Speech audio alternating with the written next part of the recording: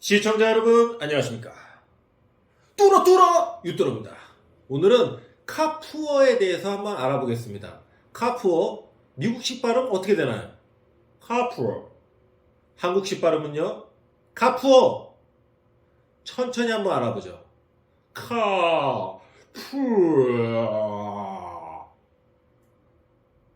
죄송합니다. 자, 카푸어 말 그대로 직역을 하면 자동차가 poor, 가난하다. 자동차가 가난하다. 이게 직역하면 이 뜻이 되는데 보통 우리가 영혼까지 끌어모아서 차를 사는 경우, 뭐 비싼 차를 얘기하겠죠. 저는 이 경차 정도를 살 수 있는 수준인데 뭐 수입차를 타고서 뭐 타고 다닌다든가 이런 사람들을 보통 이제 카푸어라고 많이 합니다. 다시 말해 카푸어는 좋은 차를 가진 가난한 사람들을 이야기합니다. 이거의 장점은 우리가 뭐 예전에도 얘기했다시피 욜로족 있죠. 뭐 버는 돈 그때그때 다 쓰시고 현재를 즐기시는 분, 이런 분들이라고 생각하시면 돼요. 이 카푸어의 장점은 내가 현재 이런 차를 탈 수가 없지만 그런 차를 탐으로써 내 자신에게 이제 만족을 하는 거죠. 사람들에게 보여짐도 있고, 그러니까 현재가 중요하다라고 생각하시는 분들은 차를 비싼 걸 사서 좀 약간 과시하기도 하고, 보통 성인이 된 후에 자동차를 많이 구매하시는데 성인이 됐으면 뭐 직장도 가져야 되고 또 결혼도 해야 되고 또 집도 사야 되고 뭐 여러 가지 할 일들이 많잖아요. 근데 그런 거 다 필요 없이 자동차를 좋은 걸 한 대 사서 그거에 대한 이제 시너지를 얻는 거죠. 내가 이런 차를 타니까 이렇게 더 벌어야 되고 뭐 더 이제 약간 자신감도 올라가고 뭐 약간 그런 장점이 있어요. 근데 단점은 뭐냐? 좀 생활고에 시달리겠죠. 만약에 내가 버는 돈이 한 달에 뭐 300에서 400 정도를 번다. 근데 수입차를 샀어요. 근데 뭐 할부금, 뭐 유지비 이런 거 해서 한 막 200만 원 이상 나갑니다. 그러면은 나머지 한 100, 200 정도로 내가 생활을 해야 되는데 그런 생활이 좀 어려워지겠죠. 근데 또 역으로 얘기해서 뭐 한 7, 800만 원 법니다. 그러면 뭐 수입차를 타더라도 큰 상관은 없습니다. 200, 300 요 정도 선에서 돈을 벌고 있는데 수입차를 탄다. 이거는 좀 고민해 봐야 될 문제가 아닌가. 이렇게 생각합니다. 우리가 자동차를 사기 위해서는 처음에 이제 신차를 구매를 하게 되잖아요. 그러면 뭐 할인을 받더라도 예를 들어서 자동차 값이 한 7천만 원 정도라고 생각을 해봅시다. 그러면은 뭐 할인을 받아도 한 500만 원 정도 할인이 되겠죠? 그러면 한 6,500 정도의 차를 삽니다. 거기에 이전비 들어가죠. 또 보험료 들어가죠. 그러다 보면은 보통 한 7천에서 7,500 정도가 깨집니다. 이 상황에서 내가 가지고 있는 돈이 한 1,000만 원 정도라고 생각을 해봅시다. 그러면 나머지 한 6천에서 6,500 정도를 이제 할부를 해야 되겠죠? 그러다 보면 이제 할부 값을 갚느라고 이제 생활고에 많이 시달리게 됩니다. 그 다음에 차를 타다 보면 이 자동차는 다른 재산하고는 다르게 가격이 점점 하락합니다. 7천만 원이었던 게 6천 되고 6천만 원대였던 게 5천 되고 타면 탈수록 하락하는 게 자동차입니다. 그러면 여러분들은 나의 그 과시와 욕심에 의해서 필요도 없는 좋은 차를 타시겠습니까? 저는 좀 반대예요. 저는 지금도 경차를 타고 있는데 이 경차를 타는 이유는 혜택이 많습니다. 일단 첫 번째로 이전비 안 들어가죠. 그 다음에 보험료도 좀 쌀 거예요 아마. 보험료가 싸나? 그건 뭐 잘 모르겠지만 또 보험료도 좀 쌀 거고, 그 다음에 자동차 세금도 쌉니다. 세금도 제가 알기로는 한 절반 정도만 내는 걸로 알고 있어요. 그 다음에 하이패스 할인되죠. 그 다음에 국공림 주차장 할인되죠. 그 다음에 주차장도 요새는 경차 주차장이 또 따로 있습니다. 좀 조그맣게 있죠. 경차가 아닌 차들은 될 수가 없으니까 제 차는 거기다 댈 수가 있어요. 혜택과 이득이 많은데 단점은 이제 하차감이라고 하는데, 제가 예전에 마티즈 1을 탔었어요. 마티즈 1을 타는데 정장을 입고 있었습니다. 이제 출근을 하느라고 정장을 입고 있었는데 그때는 이제 뭐 스마트키 뭐 이런 뭐 삑삑이란다. 이거 뭐라 그래 이거. 자동차 리모컨 이런 게 없었어요. 그때는 오로지 키였습니다. 그래서 주차를 하고 이제 정장을 입은 상태로 내렸죠. 내려서 문을 잠가야 되는데 문을 잠그려면 이제 키를 키 어디 있지? 그 키를 찾아가지고 키를 꽂아서 이렇게 돌려야지 문이 잠깁니다. 이때 제가 좀 약간 조금 자괴감이 좀 들긴 했는데 그것 빼고는 뭐 모든 게 다 좋습니다. 뭐 이렇게 골목길 들어갈 때도 좋고 주차할 때도 좀 편하고 단지 이제 하차감이 문제인데 우리가 충분히 이거는 극복할 수 있어요. 예, 여러분들도 다 극복할 수 있습니다. 그래서 저는 지금도 경차를 타고 있습니다.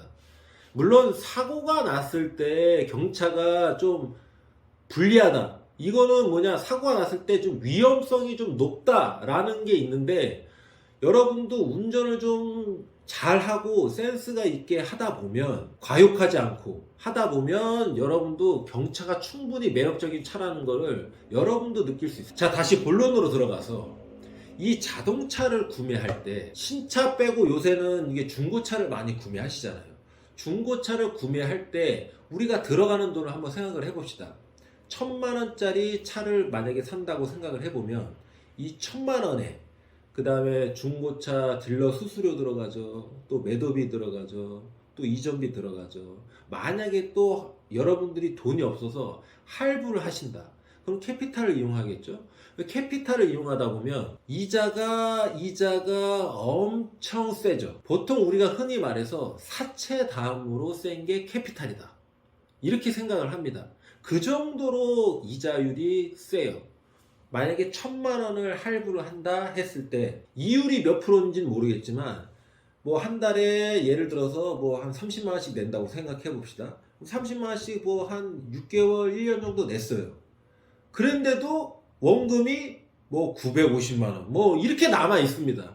뭐 이자 내다가 뭐 판나는 거죠.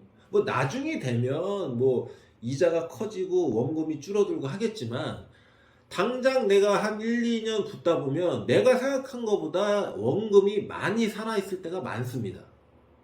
그래도 여러분은 수입차를 사시겠습니까?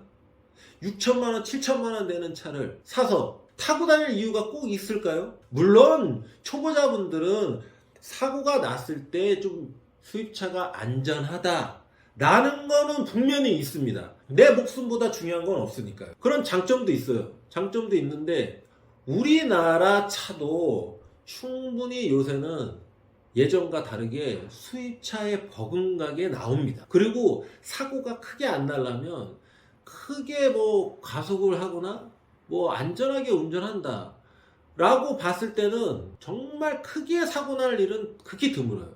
그리고 여러분들 이 유튜버 방송을 시청하시면서 많은 것을 배웁니다.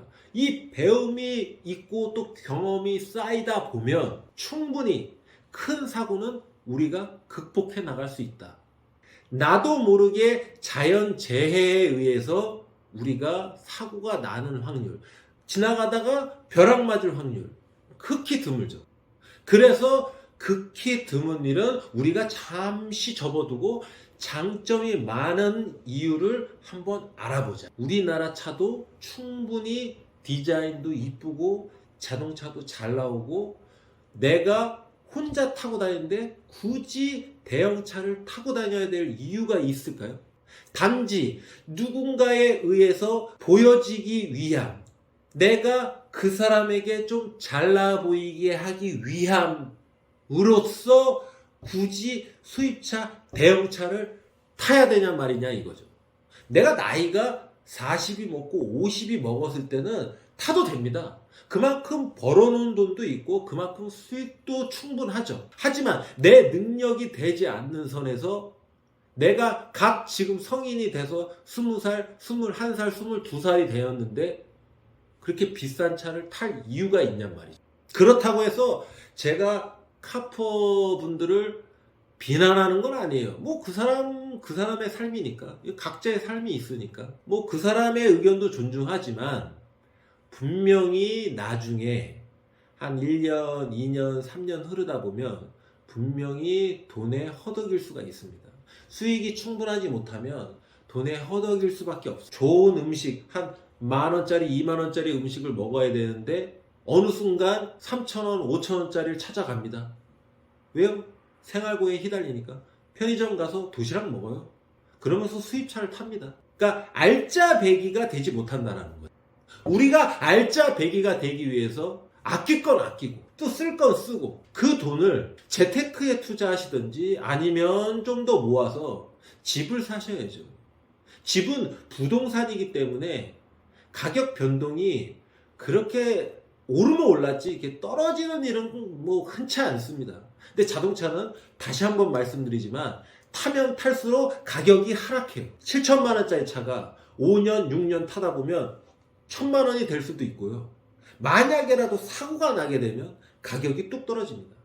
만약에 사고가 났는데 제가 가해자예요. 근데 보험 처리를 해야 되는데 자차 보험이 안 들어있다라고 생각을 해봅시다. 그러면 어떻게 합니까? 제 돈으로 고쳐야죠.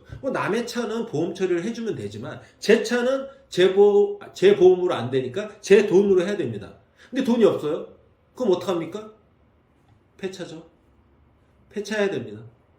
그러면 저한테 남은 것은 뭡니까? 아무것도 없어요. 폐차했잖아요. 남는 거 있습니다. 할부금. 제가 알기로는 차가 보통 이제 할부가 이제 차 담보로 이제 할부금이 나오는데 물론 직장도 보고 벌이도 보겠죠. 재산도 보고 자동차 담보로 할부를 많이 내주거든요. 그런데 자동차를 폐차를 했다? 그럼 제가 알기로는 할부금을 다 갚아야 되는 걸로 알고 있어요. 그러면 또 어떻게 합니까? 또 여기저기서 끌어모으겠죠. 끌어모아서 할부금 갚아야죠. 못 갚으면 어떻게 돼요? 신용불량자 되겠죠. 그렇게 지내다 보면 우리가 잠깐 한 1년 멋있게 살았다고 생각을 해봅시다. 그럼 나머지 3년, 4년, 5년 불행하게 살 수도 있습니다. 꼭 경차를 타라는 건 아니에요. 나한테 맞는 차를 내가 생각을 해보고 난 요 정도면 충분하겠다라고 생각을 해보고 그런 차를 내가 가지고 있는 머니 안에서 구매를 하시라. 여기저기서 빚을 얻어서 구매를 하는 건 좋지 않다. 우리가 또 빚지고는 또 살 수 있는 분도 있는데 저 같은 경우는 약간 빚지고는 못 살거든. 좀 마음이 불안해요. 누구한테 이렇게 돈을 꾸면 빨리 갚아야 될 것 같고. 그래서 저는 지금 잘 살고 있냐? 꼭 그렇지만은 않아요. 그렇지만은 않지만 애낄 건 애끼다. 차는 과시품, 사치품이 아니고 차는 그냥 이동수단이다. 이렇게 생각하시면 좀 마음이 좀 편하지 않을까. 그렇다고 제가 다시 한번 말씀드리지만 카푸어 분들을 비난하는 거 아니에요. 여러분들이 더 잘 살기 위한 미래를 만들려면 조금 아낄 건 아껴야 된다.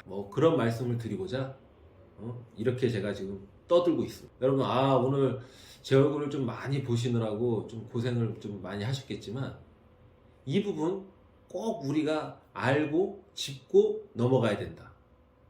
오늘 방송을 마치기 전에 다시 한번 짚어드릴게요. 내 수준에 맞는 차를 꼭 구매하시도록 하십시오. 차는 사치품 아니죠. 차는 이동수단. 내가 여기서 저기로 갈 때 쓰는 이동수단이다. 절대 과시품이 아닙니다. 내가 남한테 나 수입차 타. 넌 못타냐? 너 경차 타?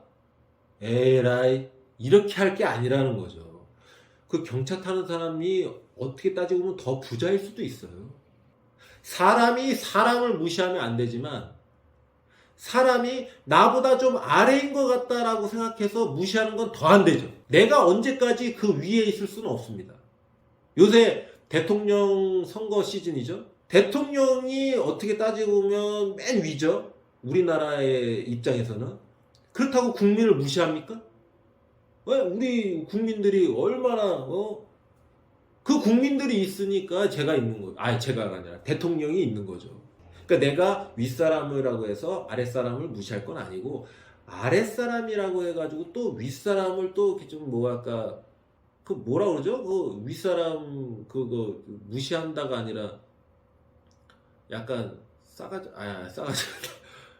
아무튼 지금 단어가 잘 생각이 안 나는데 아무튼 사람은 다 똑같다 이렇게 생각하시고 꼭 내 가지고 있는 머니에 맞게, 내 생활에 맞게, 내가 만약에 차를 혼자 자주 타고 다닌다, 그러면 경차 나쁘지 않습니다.